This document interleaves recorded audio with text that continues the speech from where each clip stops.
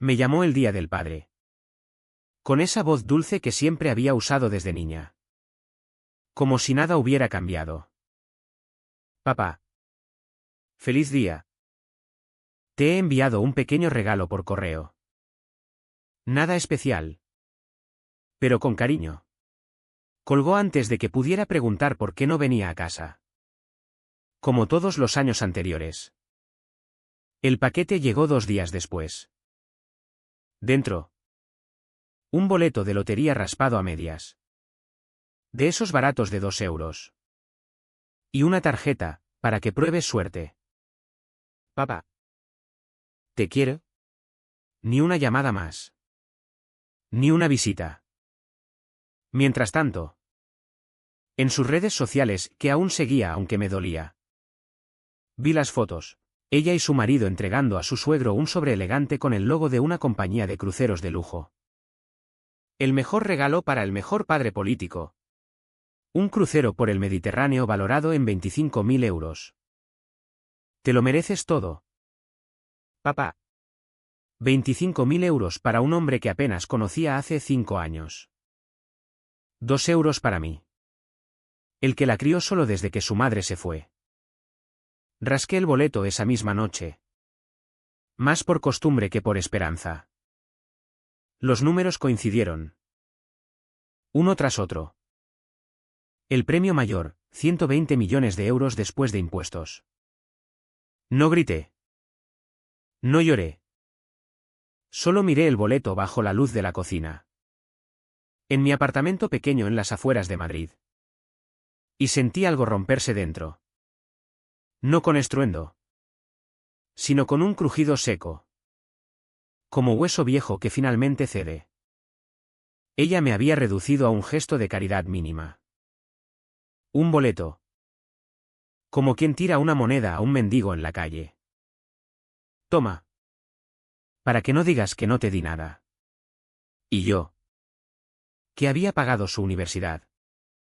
Que trabajé turnos dobles en la fábrica para que no le faltara nada. Que me perdí mis propias vacaciones para que ella tuviera las suyas. Yo era el que recibía sobras. Su suegro. Ese empresario exitoso de Barcelona. Con su yate y sus contactos. Recibía un crucero de lujo. Porque ahora él era el padre. Llamé al número de la lotería para confirmar.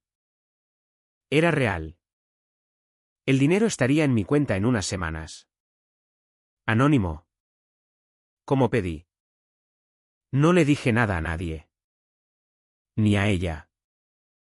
Durante días. Seguí yendo al trabajo. Fingiendo que todo era igual. Miraba su Instagram, fotos del suegro abrazándola. Llamándola hija. Comentarios de su marido, mi familia es la mejor. Y yo. Borrado. Como si nunca hubiera existido. Pero ahora tenía 120 millones. Y una idea que empezaba a formarse. Lenta. Fría. Sin prisa. Porque la venganza no es gritar. Es esperar. Es observar. Es usar lo que ellos valoran más contra ellos mismos. Ella había elegido Sides. Yo también podía elegir. El dinero no compra felicidad. Dicen. Pero compra silencio. Compra tiempo. Compra la capacidad de destruir sin que nadie sepa que fuiste tú.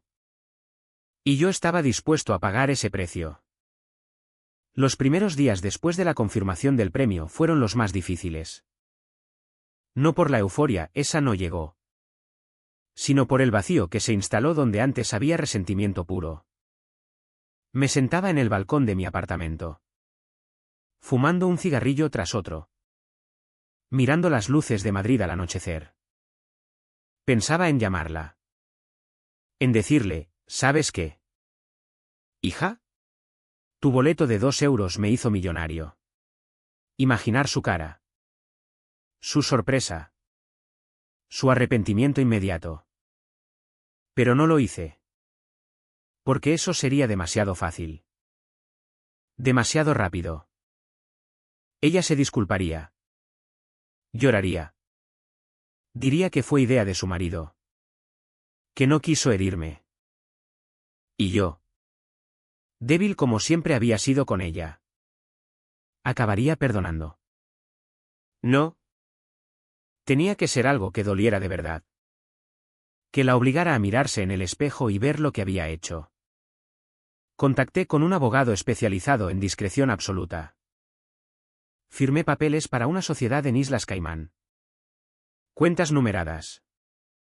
Todo lo que hace que el dinero desaparezca hasta que tú quieras que aparezca.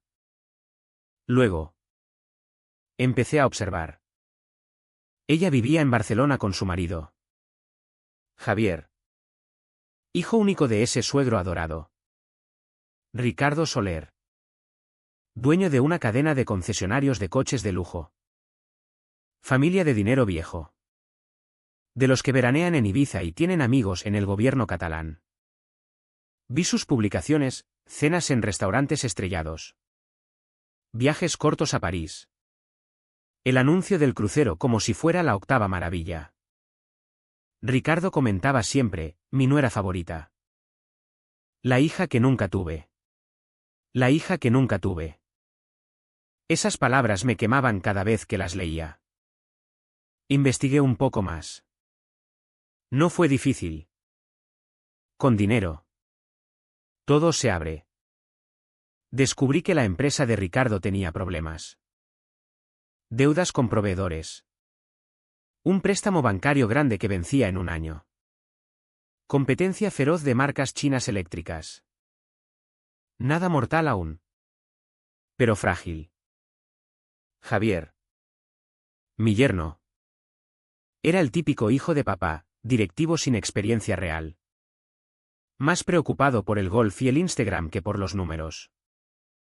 ¿Y mi hija? Mi hija había cambiado. Se vestía como ellos. Hablaba como ellos. Publicaba citas sobre familia elegida y gratitud. Elegida. Como si yo fuera un error biológico que podía descartar. Decidí empezar pequeño. Contraté a un detective privado. No para espiar escándalos sexuales, eso sería barato. Sino para mapear sus vidas, rutinas. Amigos. Debilidades. El informe llegó en 3 semanas. Ricardo tenía una amante en Girona. 20 años más joven.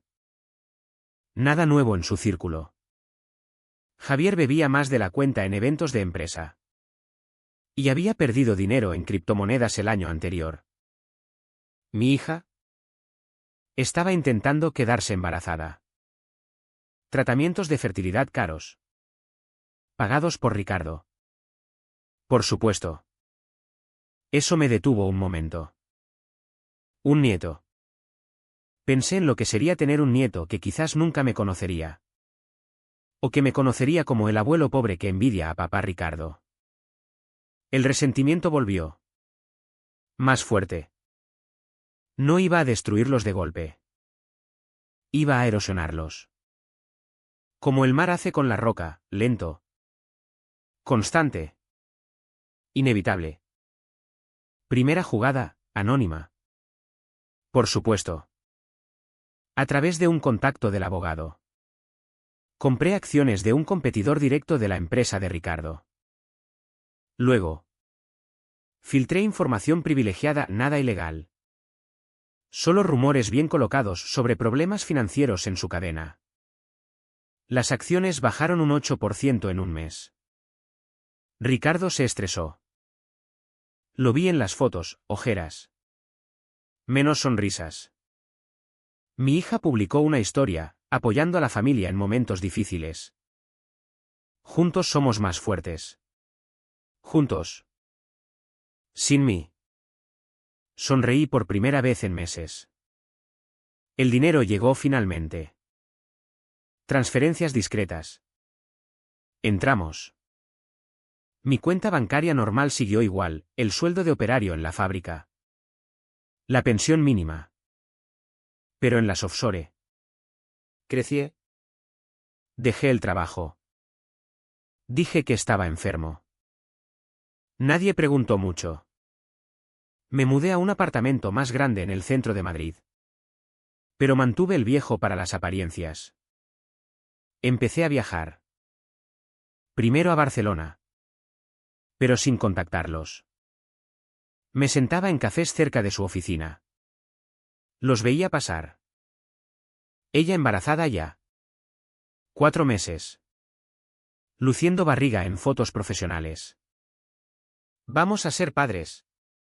Gracias al mejor abuelo del mundo por todo su apoyo. El mejor abuelo. Ricardo. Claro. El crucero había sido en septiembre. Fotos interminables, puestas de sol en Grecia. Cenas de gala. Ricardo con copa en mano. Mi hija y Javier a su lado. Yo no existía en ninguna. Decidí acelerar un poco. Segunda jugada, la amante de Ricardo. A través del detective. Obtuve fotos. No comprometedoras sexualmente, eso sería vulgar. Sino suficientes, cenas. Hoteles. Mensajes cariñosos. Las envié anónimamente a su esposa. Montserrat. La madre de Javier. No por correo. Demasiado traceable. Por un sobredejado en su buzón. Sin huellas. La explosión fue inmediata. Discusiones en la casa familiar de Pedralbes. Montserrat amenazando con divorcio. Con quitarle la mitad de todo. Ricardo negando. Pero las pruebas eran claras. Javier y mi hija en medio. Ella me llamó entonces. Primera vez en meses. Papá. ¿Has visto las fotos que circulan? Es horrible. Pobre suegro. Pobre suegro. No mencionó mi regalo. Ni preguntó cómo estaba. Sí. Lo vi en las noticias locales. Mentí. Terrible. Necesitamos unirnos como familia ahora más que nunca. Familia. La de ellos. Colgué con un cuidaos. Dentro. Algo se endureció más. Tercera jugada, Javier. Sabía de sus deudas en cripto. Había pedido prestado a amigos. A Ricardo. Compré. A través de sociedades. Parte de esa deuda. Luego. Apreté. Llamadas de cobro. Amenazas veladas. Javier empezó a beber más. Mi hija publicó menos. Historias de momentos difíciles y pruebas que nos hacen más fuertes. El embarazo avanzaba. Ecografías compartidas solo con la familia cercana. Yo veía todo desde fuera. A veces. Por las noches. Dudaba. ¿Valía la pena? ¿Era yo mejor que ellos? Pero luego recordaba el boleto de 2 euros. Y seguía. El bebé nació en mayo. Un niño. Lo llamaron Ricardo. Como el abuelo. Fotos en el hospital, Montserrat sosteniendo al nieto. Ricardo besando la frente de mi hija. Bienvenido. Ricardito. El primer nieto de la familia Soler. Ni una mención a mí. No me invitaron. No esperaba que lo hicieran. La empresa de Ricardo estaba al borde. Las deudas. El escándalo familiar. La competencia. Ofrecí. Anónimamente. Comprar parte de los concesionarios a precio de ganga. Ricardo rechazó al principio. Orgullo. Pero los bancos apretaban. Aceptó. Ahora yo controlaba el 40%. Sin que supieran quién era el comprador. Javier perdió su puesto directivo. Reestructuración. Empezó a buscar trabajo. No encontraba. Mi hija dejó de publicar tanto. Fotos solo del bebé. Neutras. Me llamó otra vez. Papá. Estamos pasando por un mal momento. ¿Podrías prestarme algo de dinero? Solo para el bebé. ¿Prestar? Después de todo. Lo siento. Hija. Estoy justo. La fábrica cerró turnos. ¿Mentira? Por supuesto. Silencio al otro lado. Entiendo. Colgó. Sentí una punzada. Breve. Pero pasó. Cuarta jugada, la gota que colma. Filtré a la prensa local el escándalo completo, amante. Deudas ocultas. Venta forzada de acciones. Titulares, crisis en la familia Soler, el imperio automovilístico tambalea. Ricardo ingresado por estrés. Montserrat pidiendo divorcio oficialmente. Javier en depresión. Mi hija. Sola con el bebé. Entonces le envié un sobre. Dentro, un boleto de lotería idéntico al que me dio. 2 euros. Y una nota, para que pruebes suerte. ¿Con cariño? Papá. No firmé más. File 5. Ella vino a Madrid 2 semanas después. Sola. Sin el bebé. Me encontró en el apartamento viejo. El que mantuve. Papá. ¿Qué está pasando? La dejé entrar.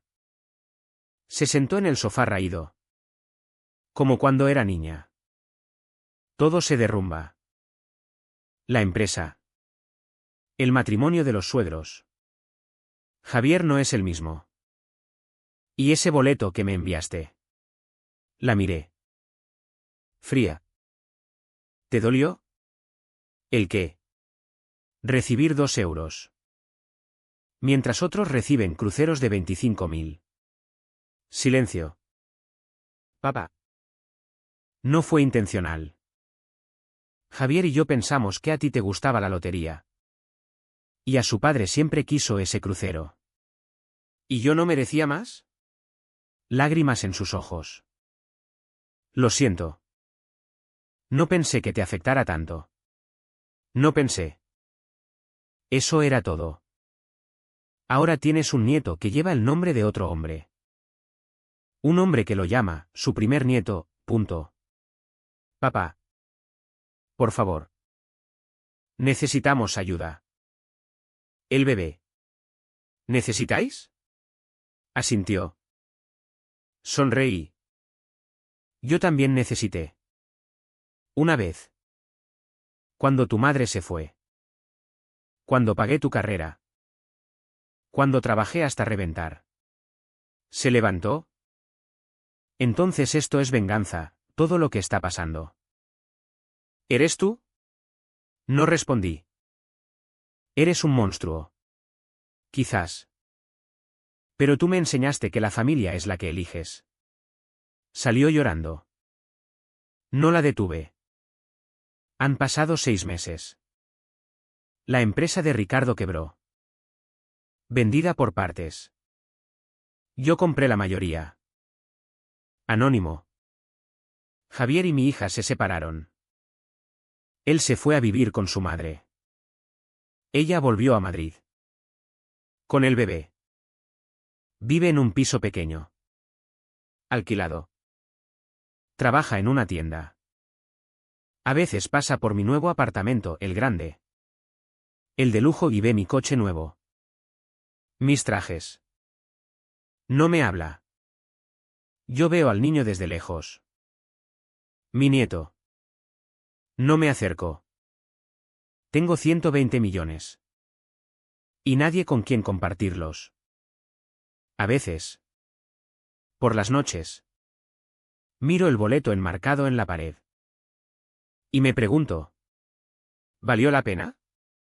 ¿O solo convertí su desprecio en el mío propio? El niño crecerá sin saber quién pagó realmente su futuro. O quizás un día lo sepa. Y me odie. Como yo la odié a ella. ¿Quién ganó? Al final.